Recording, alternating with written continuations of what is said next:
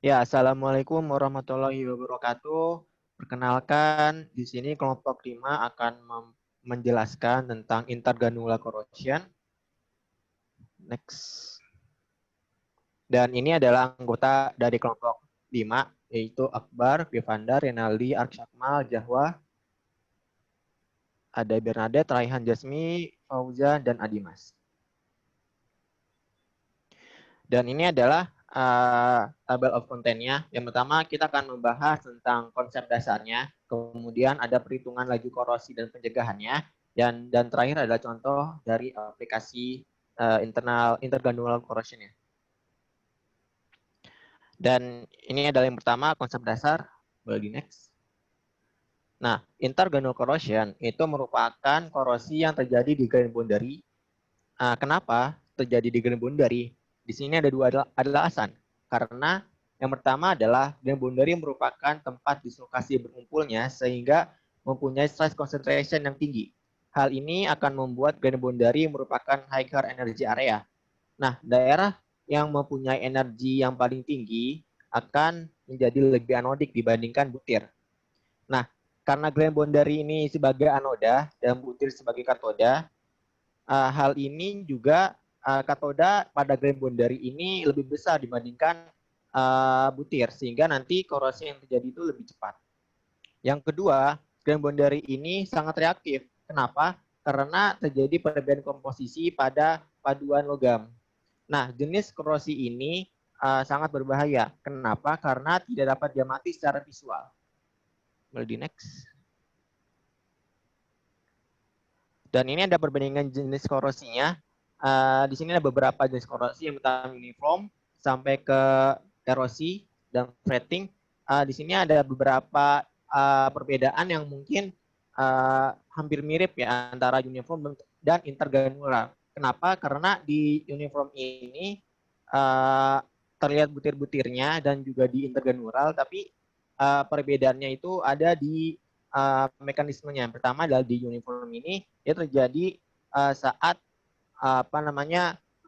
luas penampangnya itu terkena dari daerah dari korosinya. Yang kedua itu intergranular terjadi pada daerah grain boundary-nya.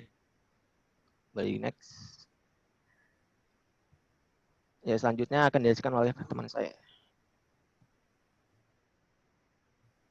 Oke, selanjutnya saya akan menjelaskan efek dari segregasi kimia. Biasanya intergranular corrosion ini berkaitan dengan efek dari segregasi kimia, di mana impurities memiliki kecenderungan untuk diperkaya pada grain boundaries. Nah, atau bisa juga terdapat fasa tertentu yang membentuk presipitat pada grain boundaries. Nantinya, presipitat ini akan memunculkan zona dengan ketahanan korosi yang minim di sekitarnya sehingga dapat memicu terjadinya intergranular corrosion untuk contoh dan aplikasi.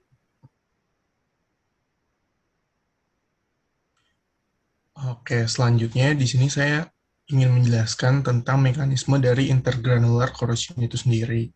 Jadi, pada austenite stainless steel itu berada pada temperatur sensitasinya, yaitu pada 425 sampai 850 derajat Celcius atau ketika dipanaskan dan dibiarkan mendingin secara perlahan seperti setelah proses welding atau juga pendinginan setelah proses annealing, maka karbonnya itu akan menarik krom untuk membentuk partikel kromium karbida yang berada di daerah batas butir pada struktur stainless steel-nya.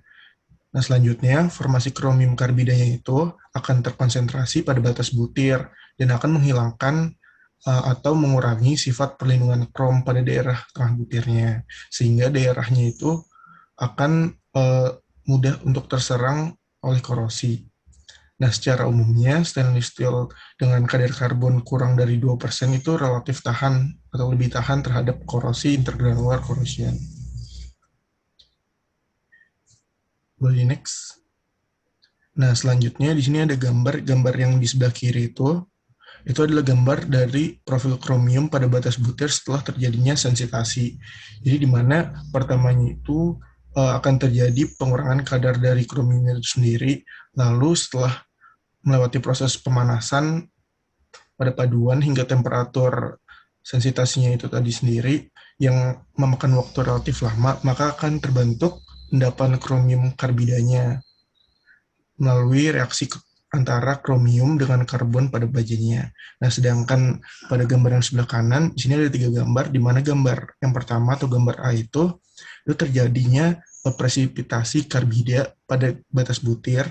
Lalu selanjutnya yang B-nya itu ada daerah yang mengalami kekurangan kromnya pada batas butir itu.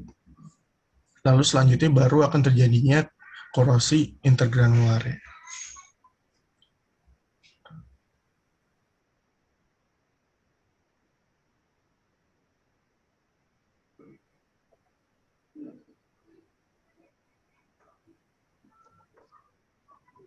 Ya, kemudian ada perhitungan laju dan cara pencegahan. Next.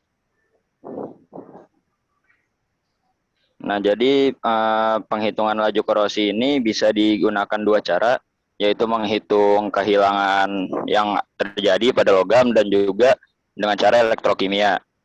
Menghitung dengan kehilangan berat itu adalah menghitung kehilangan berat pada suatu logam dalam waktu yang telah ditentukan.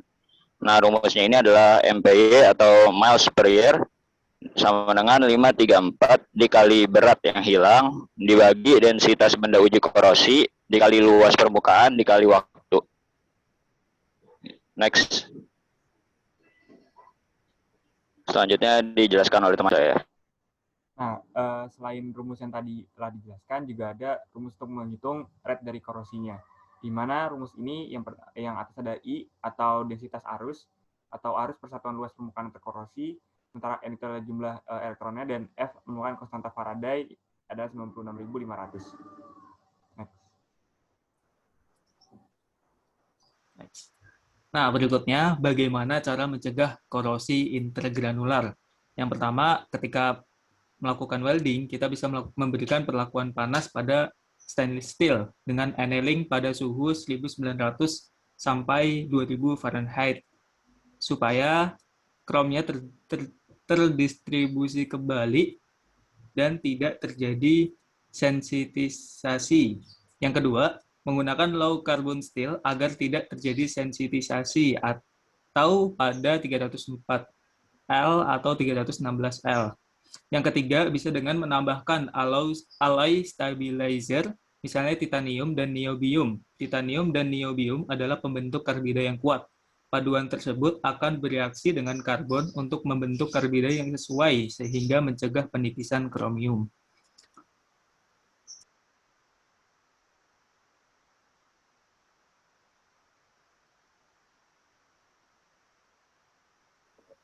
Kemudian ada contoh aplikasi dari intergranular corrosion ini.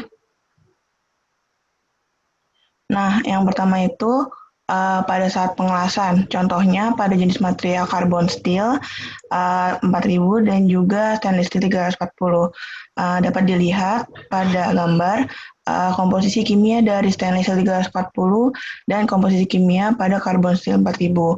Nah, contoh aplikasi dari kedua penyambungan ini adalah pada sambungan rangka dengan atap gerbong kereta api, yang dimana rangkanya itu adalah carbon steel dan juga gerbong kereta apinya adalah stainless steel. Contoh lainnya pada industri perkereta-apian adalah sambungan antara reservoir air dan dudukannya. Pada reservoir air ini terdapat stainless steel dan juga pada dudukannya itu terdapat carbon steel.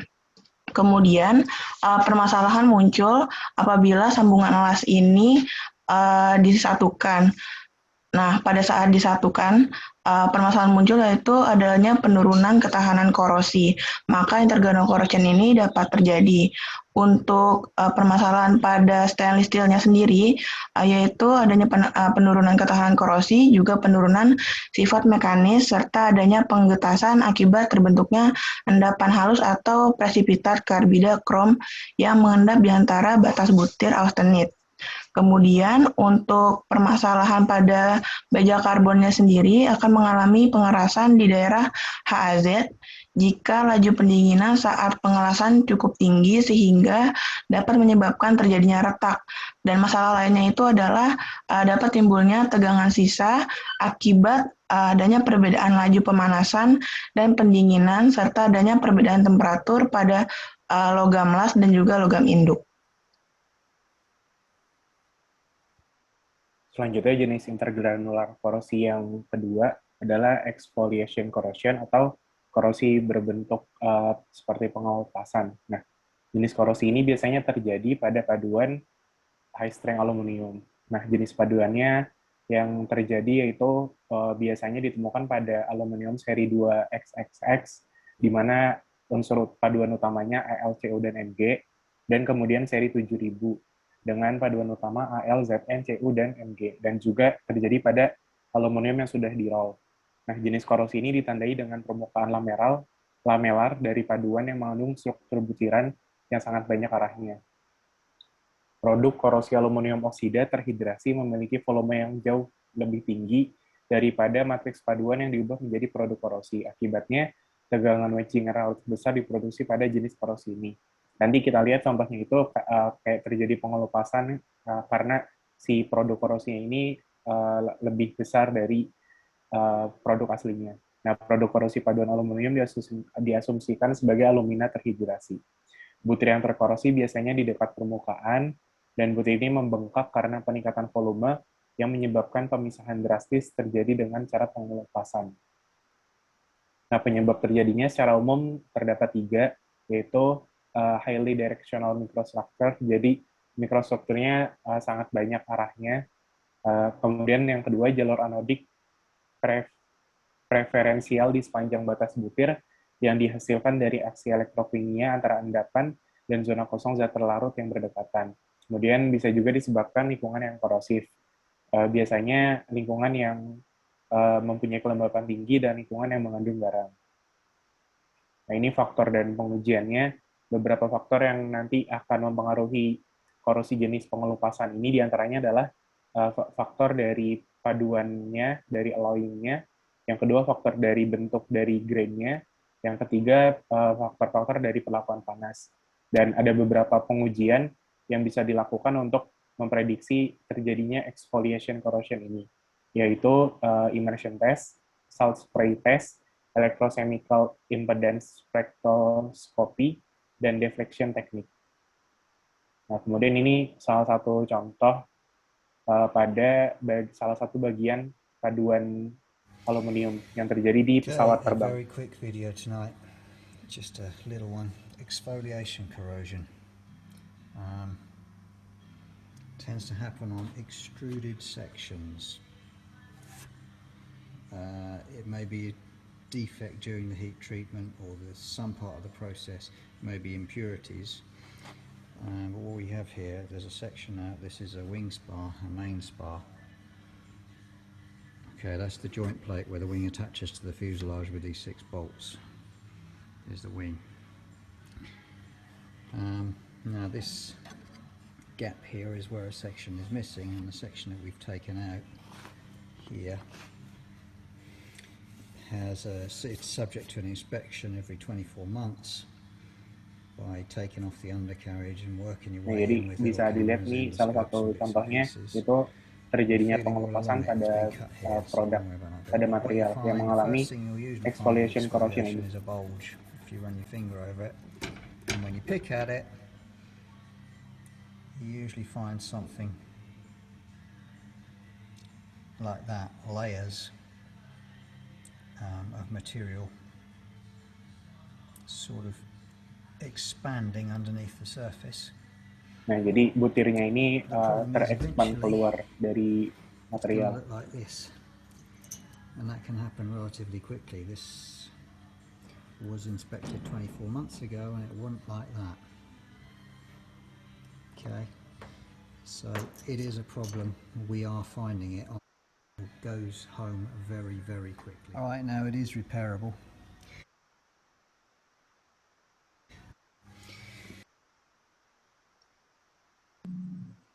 Baik, berikutnya adalah peristiwa sensitisasi, di mana peristiwa ini merupakan peristiwa yang masih berhubungan sebelum terjadinya intergranular korosi.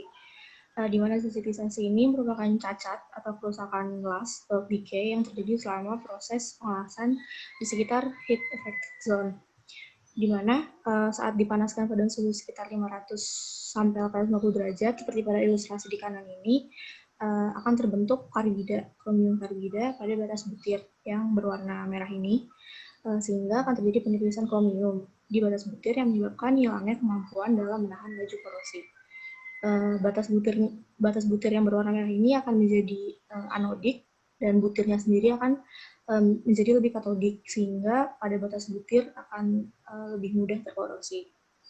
Fenomena sensitisasi pada baja tahan karat sendiri itu biasanya terjadi karena perubahan suhu kerja, seperti misalnya pada generator uap, atau juga sebagai hasil dari pengelasan yang kurang sesuai.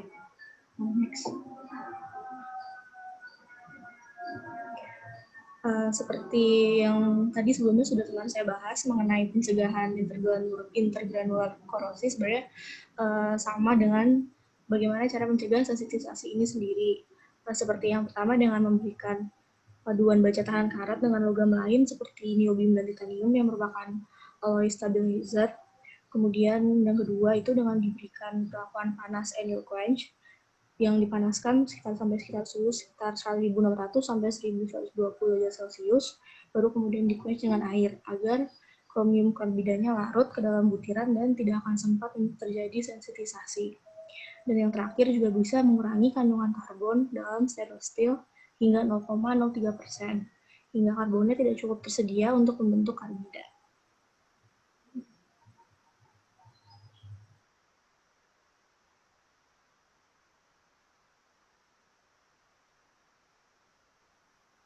Ya, ini adalah referensi dari kelompok kami.